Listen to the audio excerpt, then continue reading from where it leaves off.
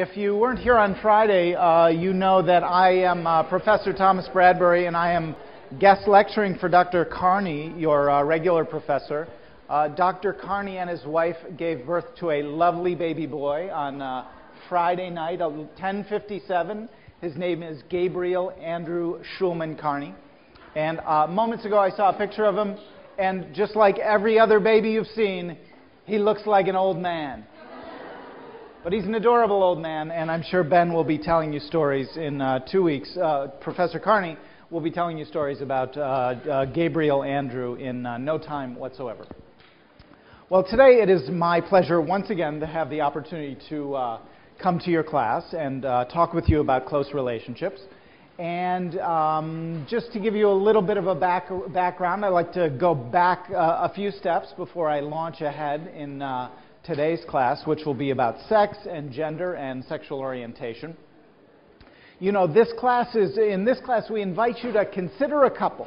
Think about a couple, two people who are coordinating their behaviors in relation to one another, having exchanges that are more than superficial, that are meaningful, that involve development and change over time. And we ask you to consider that couple from lots of different perspectives, to think about what are the forces that operate on that couple, within that couple, that help us to understand that couple and help us in particular to understand how it changes, how it might be fulfilling, how it might be frustrating, why it's a good relationship, why it might not be so good a relationship, and why it may or may not enable the participants within that relationship to reap some of the benefits that we know exist within social bonds.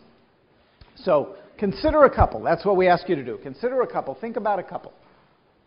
And so far, we've given you some tools to think about how to do that. We have this analytic task of trying to make sense of human intimacy, this wonderfully amorphous, complex set of phenomena. And so you now have two sets of tools, one being methodological in nature, so you can understand the research that gets conducted. It's important for you to know that this is an empirical discipline, and we try to do as good research as we possibly can so that we can understand intimacy and give people leverage for having better relationships of their own. So that was one set of tools, methodological tools, that Professor Carney went over.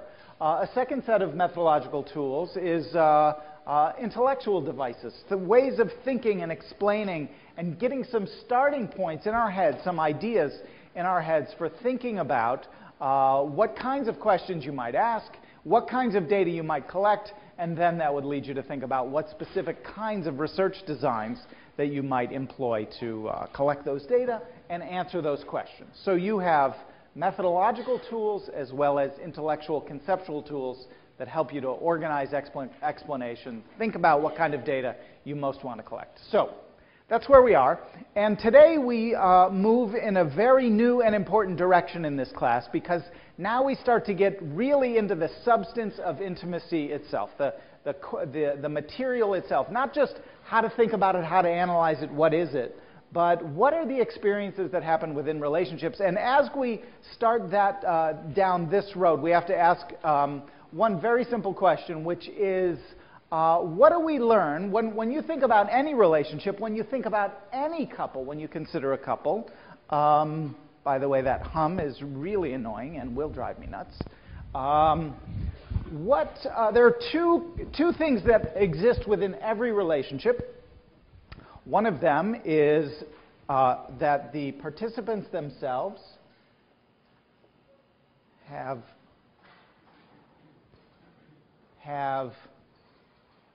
biological sexes. They are either male or female, almost always, and they either prefer men or women.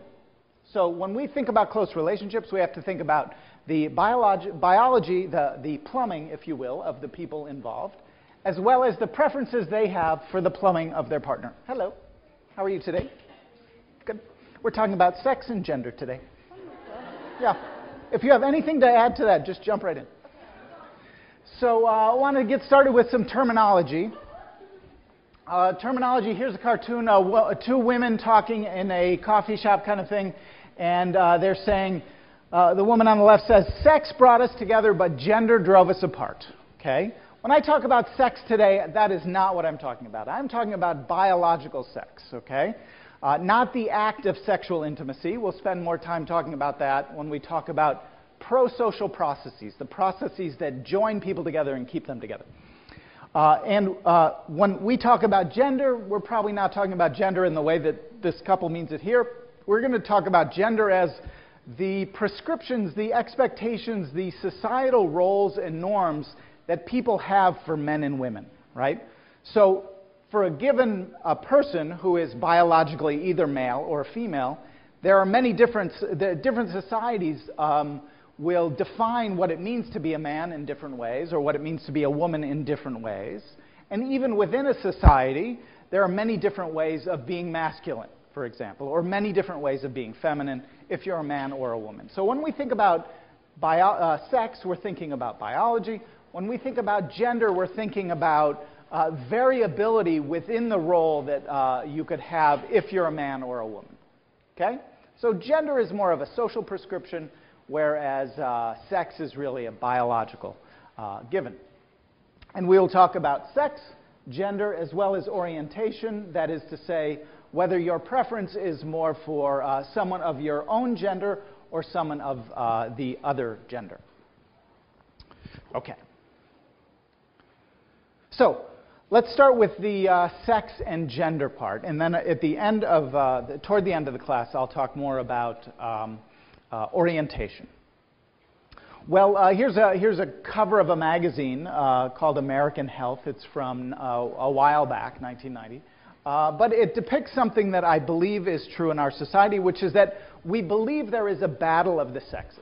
We believe that many people in our society believe that relationships are doomed to fail because heterosexual relationships are often doomed to fail because men and women, as this image so clearly depicts, men and women usually are in a battle of some kind, right?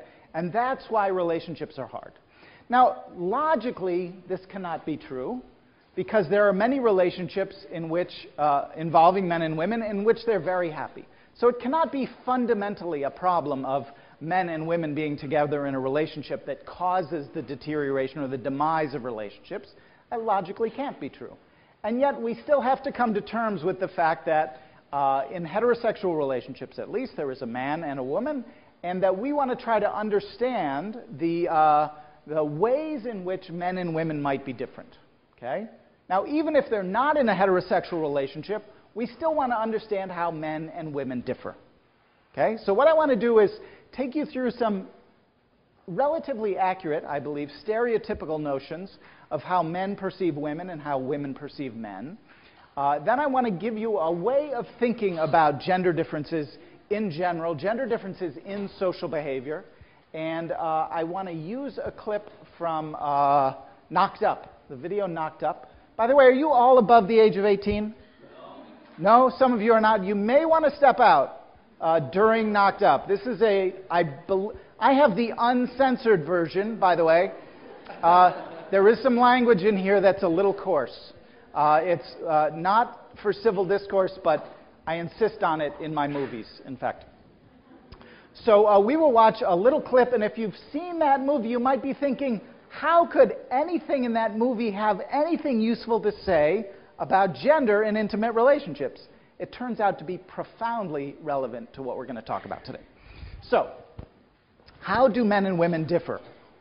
Well, this is from a survey that I found online. Hundreds and hundreds of people, men and women alike, probably most of them heterosexual, wrote in and were commenting on how men and women are different and why can't my partner... Here's how I would love for my partner to be different. So I read 300 responses from women, 300 responses from men, and here's what I distilled. These are the things that come up over and over and over again.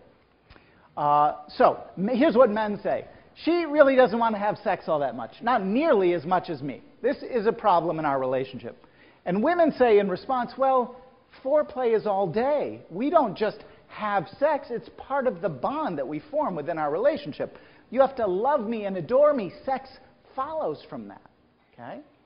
Very common in all of this material, maybe even in your own relationships. She always wants to talk. She's just constantly talking.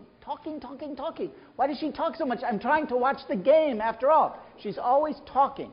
Well, that's how women connect. Women respond and they say, yeah, go see the first answer. We need to talk. That's how we connect. That's how we share information in relationships. This is what matters to me, right? She can be very critical of me. Men say this a lot. She can be very critical of me. I really feel criticized. What I really want is less nagging, more shagging. That's what I want. Why is that so hard for her to understand? Okay. Well, we don't mean to be critical. This is what women say in response. It's not our intent to be critical, but maybe your ego is just a bit too fragile, and maybe we criticize you because we're not so secure in how you feel about us. If you would just tell us a little bit more about your feelings and how you feel about us, we'd feel a little more secure. We wouldn't be so nitpicky, and then our relationship would be better, and maybe even you'll get lucky in the sack. Okay, that's what men say. Here's the male prostitute. A man is leaning into the car, and he says, oh yeah, baby, I'll listen to you. I'll listen to you all night long. Right? This is a stereotype. These are all stereotypes, but this is a stereotype of what a woman wants in a man. This is the male prostitute. I would pay money. If I were a woman, I would pay money for someone to just listen to me and snuggle and be close with. Okay. Well, let's flip this around a little bit. What do women say? Well, women say he's not so romantic. He's just not, he just doesn't have that, he's not really thinking about me all the time. And men say, yeah, we're not so good about that. That is not a strength. We need some reminders. But your nagging and criticism really kind of make us want to withdraw. We disengage when we feel like you're criticizing us, and it's hard to really feel like we want to connect up with you. And you don't always take great care of yourself. By the way, you've put on a few pounds since we got married. Men say that. And there's biological reasons why men say that. We'll get to those in a minute. You sort of don't help around the house enough. Like, my husband doesn't do enough. I've got a lot of stuff going on in my life. I'm taking care of the kids. I'm doing the groceries. I'm taking care of lots of different things. I'm sort of the air traffic controller in this house, and I need some help. And men say, well, help I can do. Don't put me in charge of anything. But what I'd like you to do is to appreciate all that I'm doing outside the house. Okay? I'm doing stuff outside the house to support the house. Right? I have a job, and society maybe even puts me in a position to make more money than you. Isn't it smart that I then try to go make more money and bring that home? Isn't that better? So respect the contributions we make outside the house and admire me for doing that. Right? That's what I want. I want admiration. And maybe also in the house, my mother never really taught me how to cook. So if you could help me make spaghetti, I'd really appreciate it. Well, another thing that women sometimes say, he doesn't really share his feelings that much. He's kind of closed off to me. And men, in response to this, say, that's hard for us. Right? We're not really good at that. And I think there's an evolved reason why men are not very good at that. And it doesn't come naturally for us. And for us, it feels like that's easier after we've had sex than before it. Okay? Women say, no, we need that before sex rather than after it. Right? So therein lies some of the dilemmas that men and women face. Here's another cartoon. The woman is saying, I wish you'd open up to me. I need some more ammunition. Right? If that's how women perceive the male prostitute, here, I'll give you money if you'll just listen to my feelings and just talk with me for several hours. A man perceives his wife or his partner, female partner, to say, if I open up, if I talk with you, I'm just going to get ripped to shreds. Okay? And that's uncomfortable for me. I don't like that. And we need to, as scholars in this room, we need to think not just about the interesting anecdotes, but we need to extract a rule. We need to extract a way of thinking about this so that we can think in a more principled way about how men and women differ. And there is a very good way. Before I get to that, let's talk about I'll talk about the research that helps us to get to that principle, that actually helps us to organize the anecdotes that I just shared with you.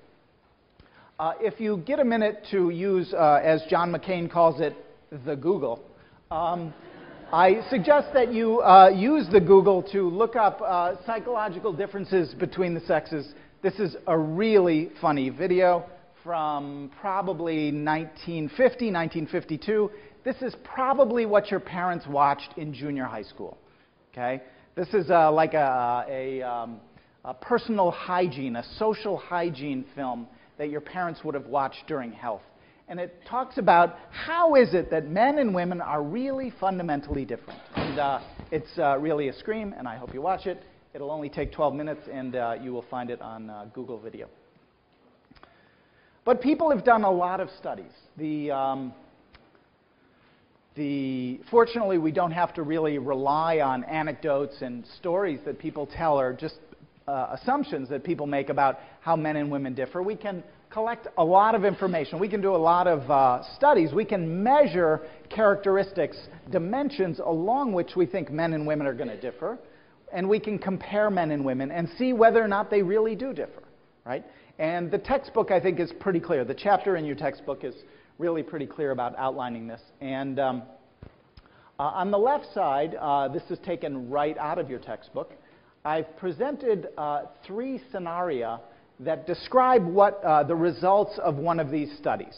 So let's say we wanted to know whether men or women are more empathic, and we had some good procedure for measuring empathy. How we do that is not really of importance to me right now, but let's say we had a reliable procedure for assessing empathy.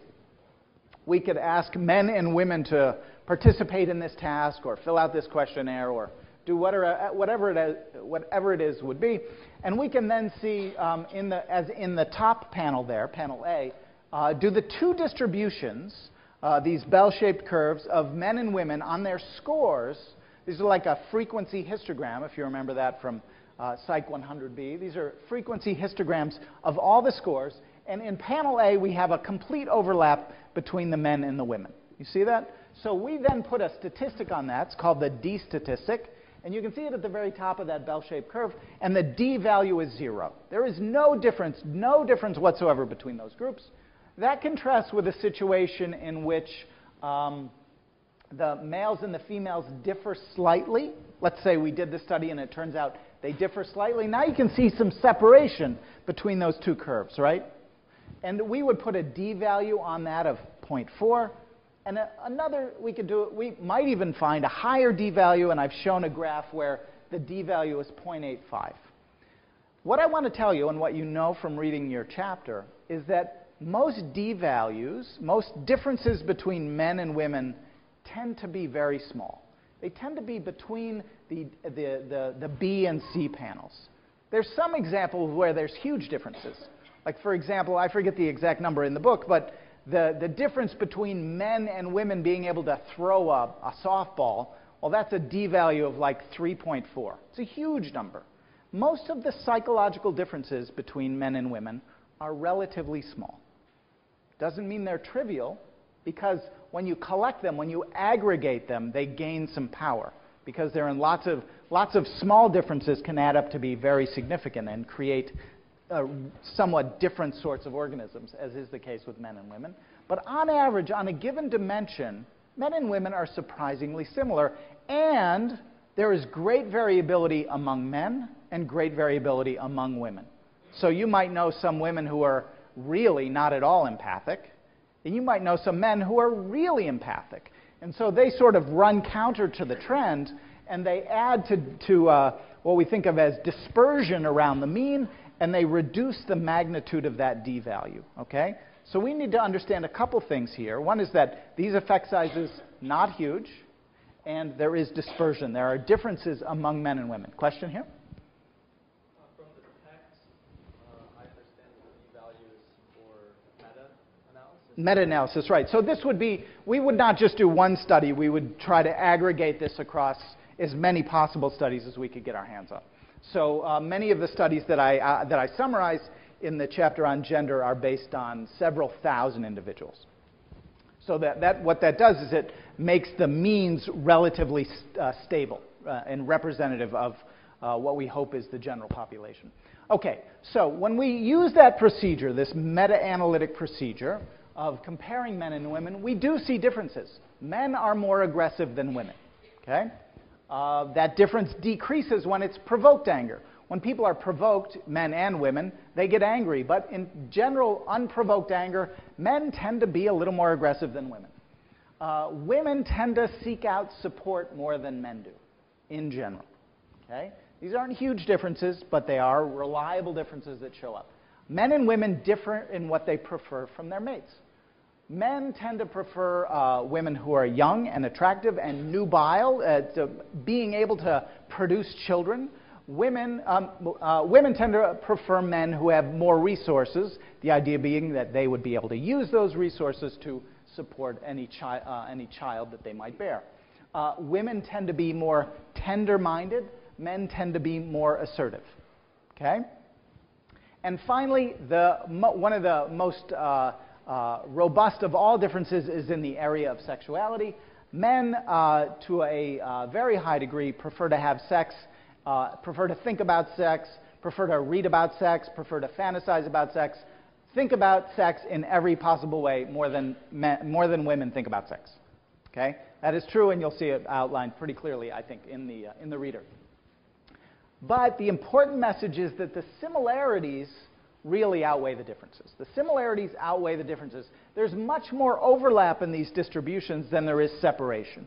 Right? There's much more overlap between men and women than there is separation, though it varies depending on the dimension under consideration, and you'll see that all outlined in the reader.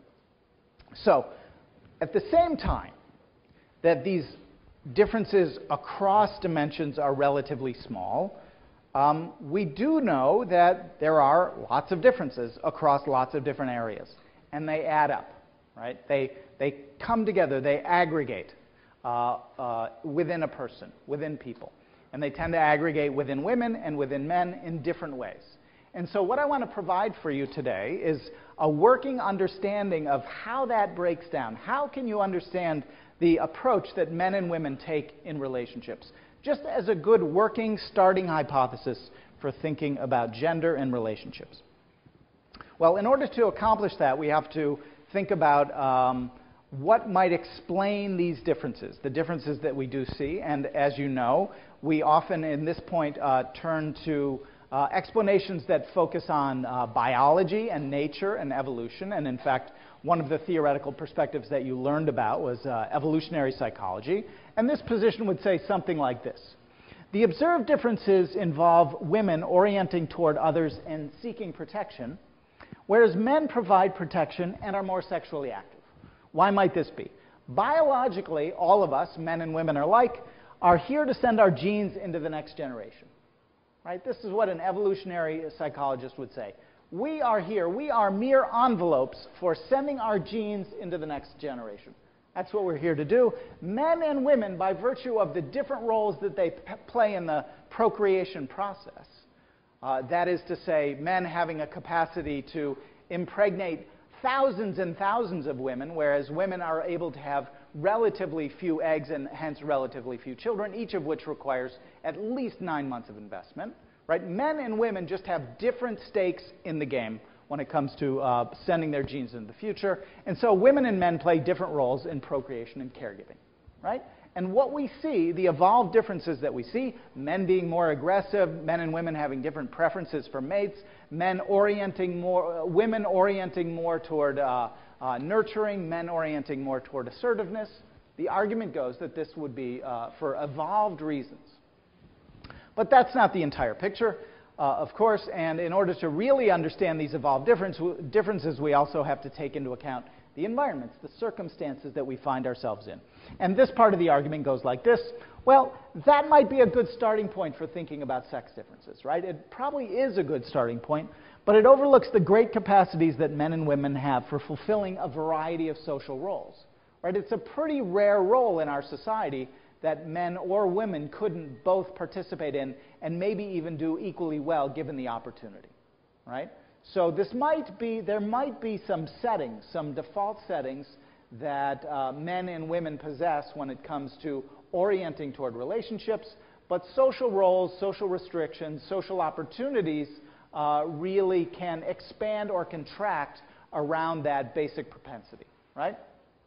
So, for example, there's a study, I believe it's in the Reader, that says that, well, it turns out that, that women do appear to be more sensitive toward babies, toward one-year-old babies. This is Michael Lamb's work. But that might have a lot to do with the fact that women spend a lot more time with babies, right? And if men are given the opportunity to spend time with infants, they really can develop highly sensitive capacities as caregivers. They may not start there. That might not be their default setting in the same way that it is for women, but men can get there. And there are other arenas in which men get a head start, but women can easily catch up, right? So if we modify our expectations and our socialization practices, the argument goes that those sex differences would subside, right? That the roles shouldn't be unduly constraining for men or for women, and that we should be given the opportunity to fulfill our potential. For example, men can be as empathic as women, given sufficient incentive, and women can be as domineering as men, given sufficient authority. So, that is to say that there's a certain degree of malleability, a certain degree of movement that people, men and women, can experience around these default settings. And that's why when we look at these distributions, we don't just see a very narrow distribution, all oriented around one mean in some very narrow sense. There's a lot of variety, and partly that has to do with how we're socialized in the environments that we find ourselves in. So any understanding of differences between men and women, I believe, have to encompass both of these perspectives. It's one example, I'm not sure if it's in the Reader or not, but one example is if you want to think about the music that comes from a violin, you have to think about both the violin itself and the bow going across the strings. You can't have music without both of those things in place. If you want to think about the size of a table, you have to think about the length and the width simultaneously, but you can't really separate them. You can't pull them apart. They're inextricably bound up in one another. Okay. So, here's a cave woman and a caveman looking at, what is that, a mastodon or something. And the woman says, you know, you go ahead and hunt and I'll gather, right? These are the default settings. It's like, you know, you're much bigger than me. You can throw that spear further and harder than me. Certain roles make more sense than other roles for men and women to inhabit, right? But that doesn't mean that she couldn't do a pretty good job if she had to, or that she couldn't do a pretty good job if it was a smaller animal, or that there are things that he may well be able to do, that he might be able to be a very fine gatherer even if all the other cavemen aren't doing the gathering, right? But the idea is that we have default settings, and we've evolved to have default settings. And the default setting for men is, you know, I'm going to go out and hunt. I'm going to orient toward the hierarchy because that's what I do. And women say, I'm not going to orient toward the hierarchy. I'm going to orient toward the dyad. I'm going to think about the horizontal dimension of relationships. You think about the hierarchical dimension. Okay. All right, so here's the gist, and this comes from a really wonderful paper by Roy Baumeister and his colleague, Christy Summer. It's published in 1997 in Psychological Bulletin. He's a social psychologist at Florida State University. And here is what he says, and I believe this is the best operational synopsis that we can get our hands on at present. Men and women are equal in the desire for social connection. Right? Men are not wolves, lone wolves. That's not an accurate model. Men like hanging around men, just like women like hanging around women. So that's not the point. But the point is that they meet that need in different ways.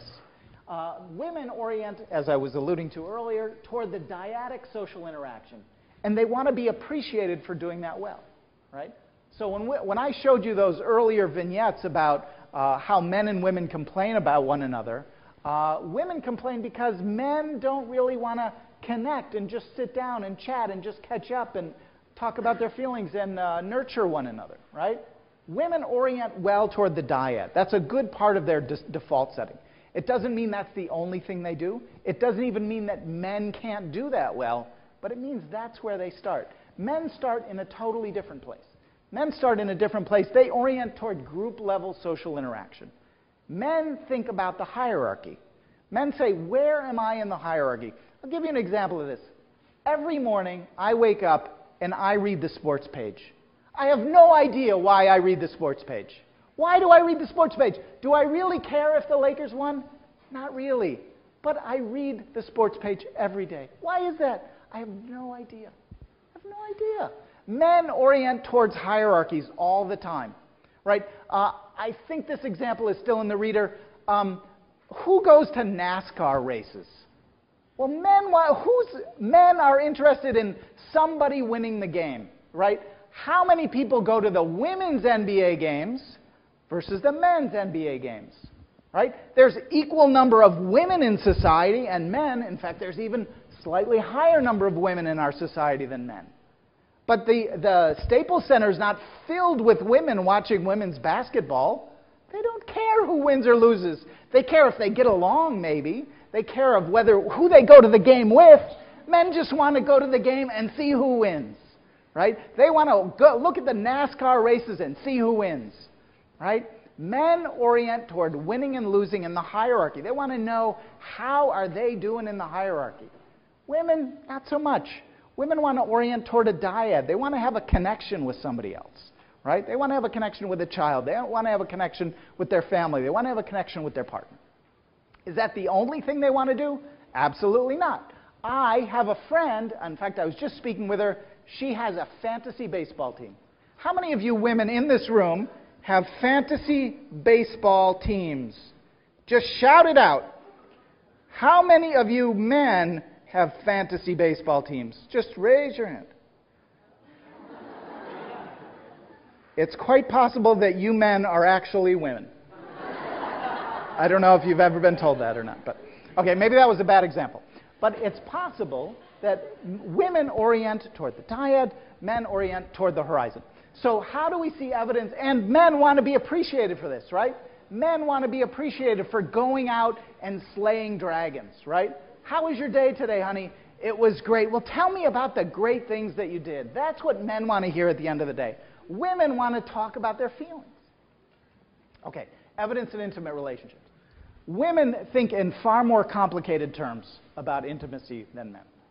So if you ask a husband and a wife in the same relationship to talk about a conversation that they just had, or to write down a summary of the conversation that they just had, right? The man will say, we argued. It felt bad. The woman will say, well, at the beginning it seemed like we were agreeing with one another, and then he sort of moved his eyebrow a little bit, and that pissed me off because I've seen other people do that, and my sister's friend does this a lot. And that made me think that maybe he was thinking about the last conversation that we had, and that's not fair because I was a little upset during that conversation, mostly because of this thing with my boss. Okay? So then, at the beginning, I thought we were agreeing, and then it unfolded. Then we started to disagree. Here's how I think this is all going to go in the future. And men say, we just argued. We just didn't see eye to eye on this. Women have much more differentiated schemes, much more differentiated ways of thinking about intimacy than men do. If you ask men and women to recall what happened on their first dates, women have a lot more information than men. Intimacy and sensitivity in social interaction. Men and women alike all prefer to interact with women, right? If you say, who would you rather just hang around with, like if you needed some emotional support?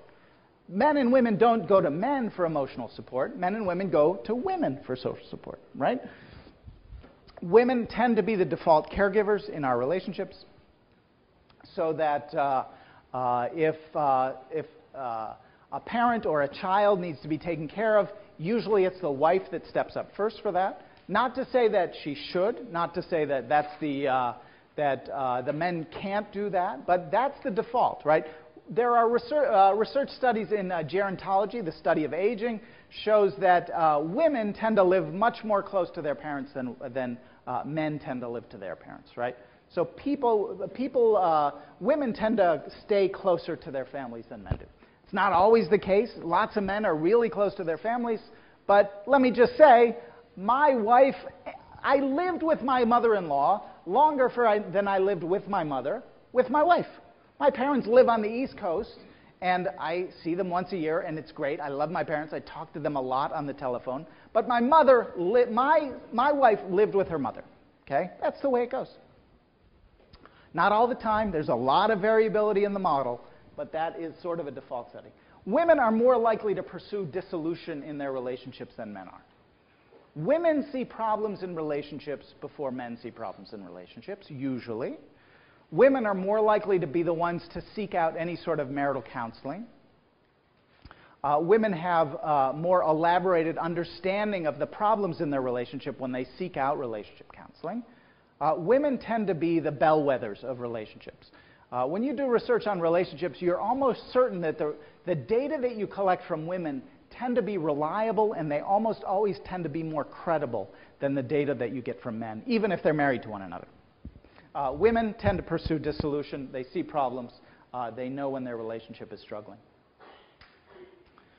So here's a Dilbert cartoon. And Dilbert says, well, I got the latest numbers from Yvonne. Numbers. Numbers. Men like numbers, right? Men like systems and hierarchies and numbers. And his coworker says, well, how's Yvonne doing with the sextuplets now that her house burned down and she had shoulder surgery? Well, it actually didn't come up. Right? That's fun. That's funny, by the way. I think this is really funny. Okay. This one, here's a guy heading out the front door, and his wife is handing him his lunchbox, and she says, "You forgot the launch codes," as though he were the President of the United States of America, right? And here are the launch codes for the ballistic missiles that we can use to attack the Soviet Union, right? So, that is, for a man, that is really unpleasant, right? That is really unpleasant because he is being insulted about his status, his role in the hierarchy, right? Men don't like to be nagged because it reminds them that there's somebody above them. I remember in 6th grade, I was asked, what is the one thing you hate most? And I said, I don't like to be criticized. I still don't, most of us don't like to be criticized. But men have an aversion to criticism that is very, very powerful, especially when it comes from a loved woman, because it puts them down in the hierarchy, just like this woman is doing to this man right now. And if you don't believe that, just switch the roles. Just switch the roles. Now imagine that this is the man holding up a lunchbox to his wife saying, honey, you forgot the launch codes. It doesn't even make sense. It's not even funny. It's not even as funny as this isn't funny. It's even less funny than this. But you see the point, right? He is now being slammed. And this, to him, is a huge insult, right? It's a huge insult. To a woman, it's like, what are you talking about, right? You piss me off, I'll go talk to the next door neighbor. We'll talk about this. You know, I've got feelings. He's not going to say that. He's just going to feel humiliated. He's orienting toward the hierarchy. Okay, let me show you a segment from Knocked Up. And this, I hope, will be the final piece of my stellar argument, trying to convince you about this important fact about men and women. Okay, Knocked Up is a story about this guy named Seth Rogen, who has a one-night stand, as I wish I could have, with Katherine Hagel, Katherine with a K. She's adorable. And Katherine Hagel, and she becomes pregnant as a result of that one-night stand, okay? How many of you have seen this? Oh my God! Has anybody not seen this movie? 3 people have not seen this movie. I'm clearly in the wrong business, but I'm going to show you the one part that you need to see. So, her sister, whose name I don't remember, and this guy, Paul Rudd, whose name I do remember, they are married. This is Katherine Hagel's sister. They have a not-so-great relationship, and so they're trying to figure out what they're going to do during this pregnancy, right? And it comes to pass that Catherine Hagel has received a telephone call from her sister, and she suspects that this man, Paul Rudd, is having an affair. Doesn't have really good evidence about this, and they are then going to go to the address that they have where they believe this affair is taking place, okay? That's the setup. Okay. So, there he is, playing fantasy baseball with his friends. What did he do the previous week? He saw a superhero crunch other superheroes, right? Men orient toward the hierarchy. Men orient toward the system. Women experience that sometimes as a violation. That's mean. This is worse than having an affair. I don't want you in the house. What? Because I'm playing fantasy baseball with my cap and my uniform, by the way, looking very cute, all of us dressing up, and you don't want me back in the house? No, because you have violated a trust. And that trust is you want to spend more time with your friends in the hierarchy than you want to spend in the family, in this horizontal relationship. I experience that as a violation, and I don't want to even see Spider-Man 3 next week with you. I want you to just know that's what I need, right? Those are different ways of experiencing the world. One orients toward, where am I, and please don't criticize me, right? He does not want to be criticized for this. I did this, I lied to you because I just don't want you to get mad at me. I don't like that. Women are fine with anger. Men don't like anger so much, right? It puts them down. Women can work in that environment better than men can, right? But they want the closeness that comes from that. They want the closeness that comes from that. So, this is a starting point for differences in intimate relationships. We all need to understand these differences. But we also need to understand that within these categories, that these are just default settings that we can all reset anytime we want. But we also need to understand that there are individuals in the categories, right? And as I said earlier, there's a great variety, great heterogeneity in ways to be masculine and ways to be feminine, and ways to be a man and ways to be a woman, I should say. And that we think of masculinity and femininity as characteristics that both men and women can possess, okay? In the old days, people used to think of masculinity and femininity as being along one dimension. You were really masculine and you weren't so feminine, or you were sort of in the middle and a little bit of both, right? Or you were really feminine and not very masculine at all. That was the old conception. The new conception of masculinity and femininity is that men and women can be masculine and feminine, that they're relatively independent dimensions, and that any man has a range of masculine and feminine traits, and that any woman has a range of masculine and feminine traits, right? And when those two dimensions are high, when someone has a lot of especially stereotypically positive masculine traits and stereotypically positive feminine traits, that is to say nurturing and warm and sensitive and caring on the female side, and then on the male side assertive and able to speak up for himself and independent, able to do things on his own. When one individual, regardless of their gender, possesses both of those characteristics in a high degree, most of us like being in a relationship with that kind of person. Relationships, we have to remember, require lots of different things that have to happen. And the individuals who have a lot of different capacities, which androgyny tends to tap, those individuals are the ones who are likely to be good relationship partners, right?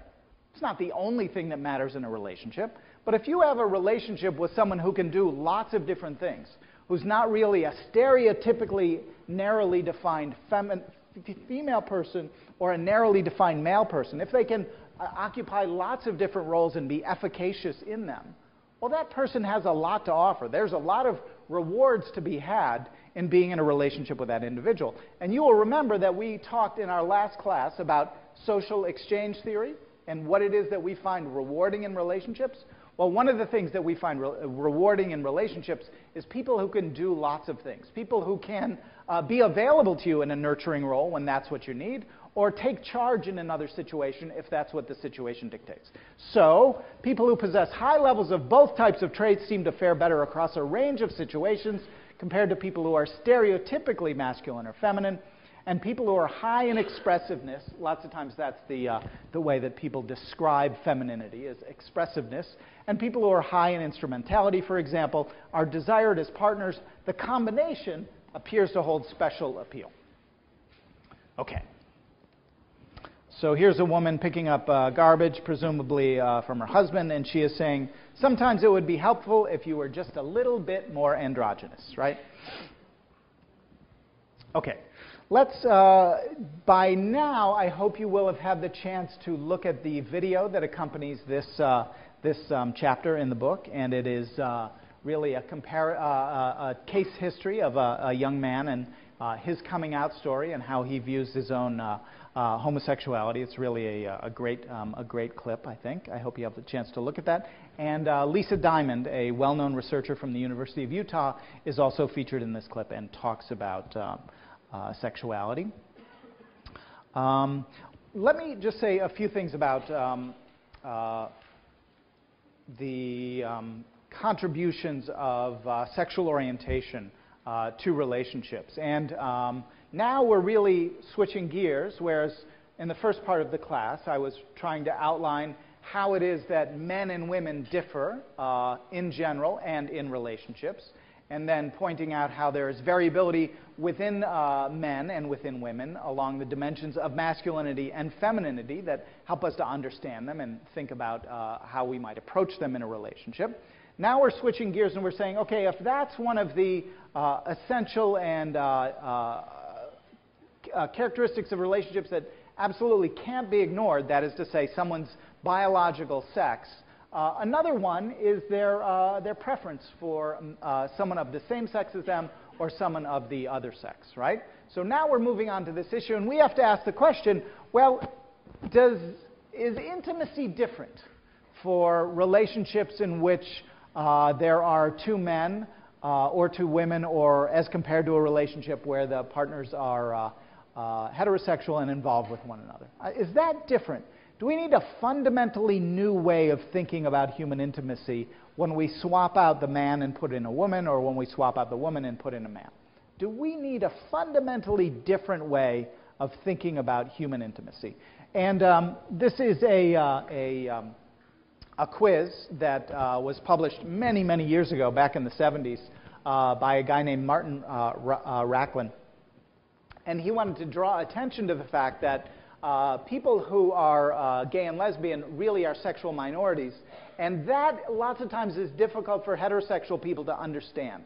So he was a therapist, and he worked with lots of gay couples, gay people more so than couples, I believe. And he put together this questionnaire to, in some ways, enlighten straight people about the kinds of questions that gay people get all the time. Things like this: what do you think caused your heterosexuality? Why are you heterosexual? When and how did you first decide you were a heterosexual? Right? One of the things that heterosexuals don't do is they really don't think that much about, gee, I'm discovering my own heterosexuality now. That's a new stage in my life. Usually it's just because you're part of the mainstream, because it's normative, you have the luxury of being in the sexual majority, and you really don't pause to think about it. But individuals who are gay or lesbian often do, and that's not always an easy transition to make. Is it possible that your heterosexuality is just a phase you'll grow out of? If you've never slept with a person of the same sex, how can you be sure you wouldn't prefer that? To whom have you disclosed your heterosexual tendencies, and how did they react? With all the societal support for marriage, the divorce rate is spiraling. Why are there so few stable relationships among heterosexuals? And finally, how can you enjoy an emotionally fulfilling experience with a person of the other sex when there are such vast differences between you? How can a man know what pleases a woman sexually, or vice versa? Good question, by the way, huh? Those are really good questions. But the idea is, and one of the first things that we need to start thinking about when we try to answer this question, Now, I've asked you to consider a couple, and we can consider straight couples. We do that all the time. But if we consider a couple and they are in a relationship where they are oriented to want to be with somebody or need to be with somebody of the sex that is not the same, that is the same as their own, the first thing we have to understand, or one of the first things we have to understand, is that the environment that they find themselves in is not as friendly as the environment that heterosexual people find themselves in, all else being equal.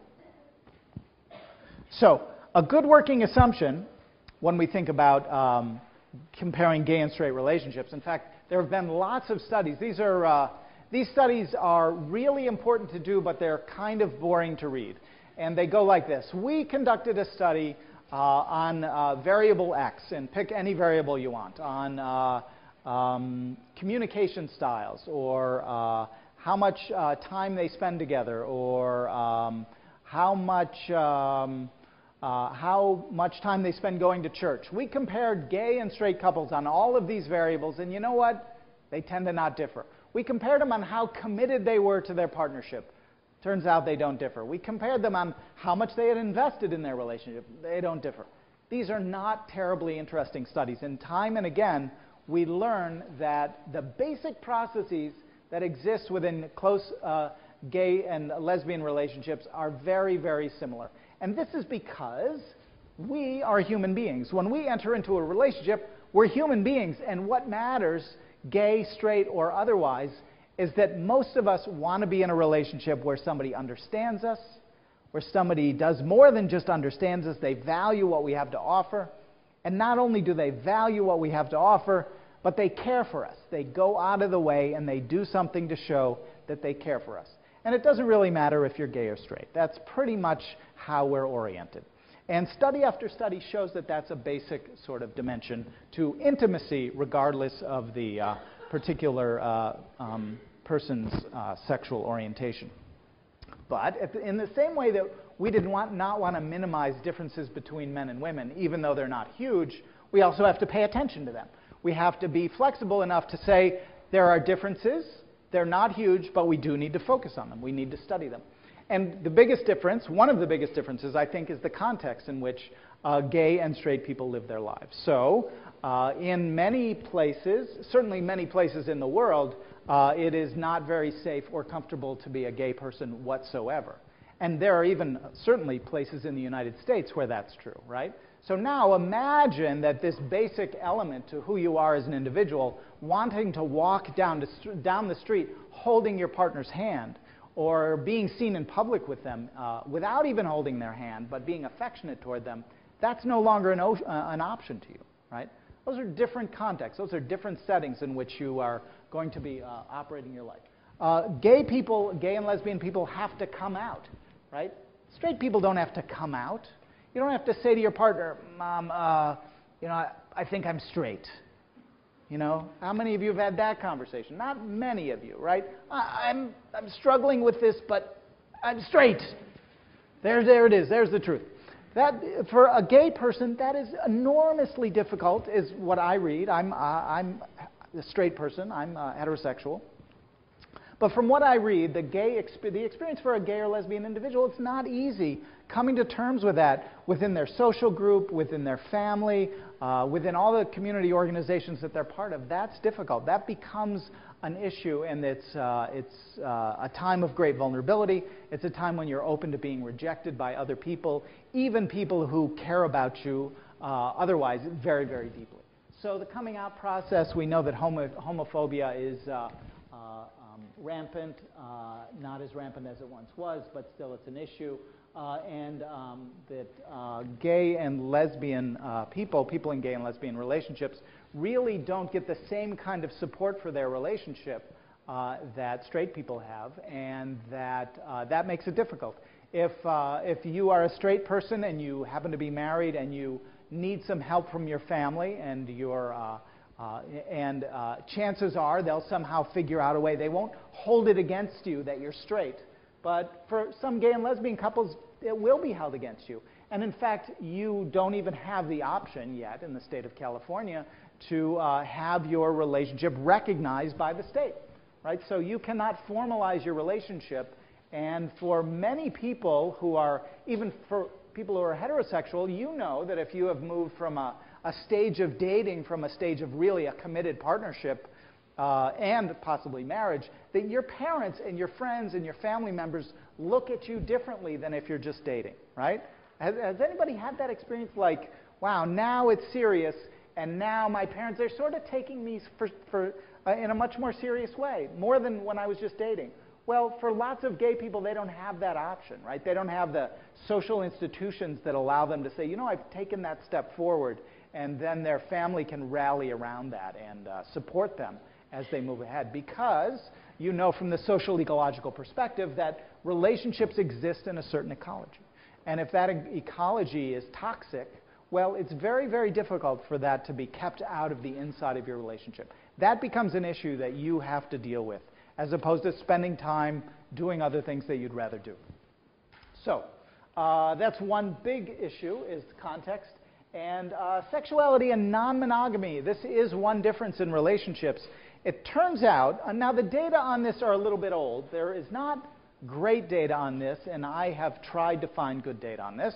But the data that I have seen suggests that the more men you have in a relationship, the more sex happens in that relationship. And the more sex happens outside of the relationship, right?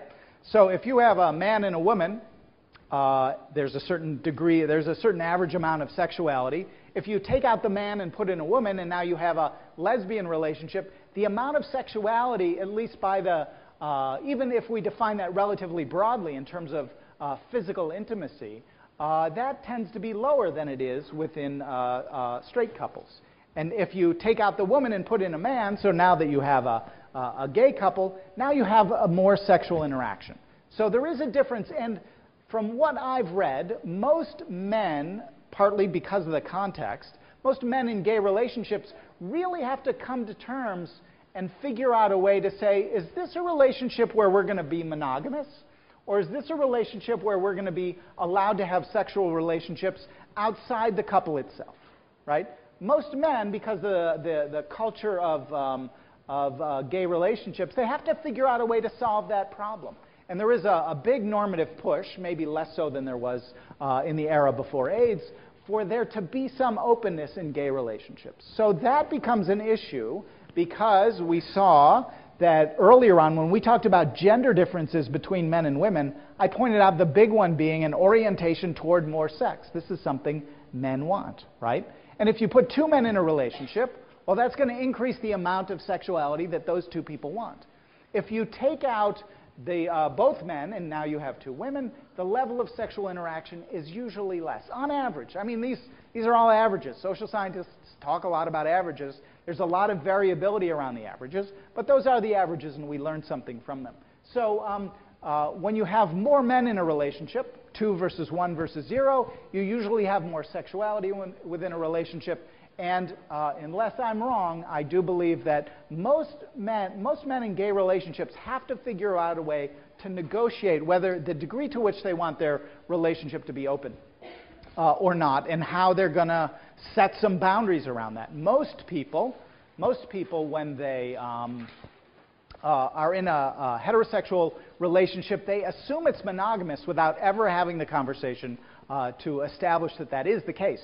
As you know, I collect data here on newlywed couples, and I got a questionnaire back from a couple. We asked them about the quality of their sexual lives, and we asked them this every 6 months. It's not a big part of the questions we ask, but I got a questionnaire back from one couple that said, you know, when you ask about sexuality, you're always asking about sexuality with one another. We have a totally open relationship. We have sex with lots of people, so the next time you want to know about our sexuality, you have to send us a bunch of questionnaires, each for the various partners that we have. That was the first time that has ever happened to me in a newlywed relationship, in the study of heterosexual newlywed relationships. Right? They said, we have an open relationship, and the exception proves the rule. Huh? I mean, this is amazing that we, within gay relationships, that becomes an issue. And in straight relationships, that's just not a concern. That's usually worked out. That doesn't mean that people don't have extramarital affairs. Of course. Why do men have extramarital affairs? Usually for sex, right? Why do women have extramarital affairs? usually for intimacy, and their partners get upset at them for different reasons, right? So men get upset at women for having these sexual relationships, when women get upset at men for having these close relationships.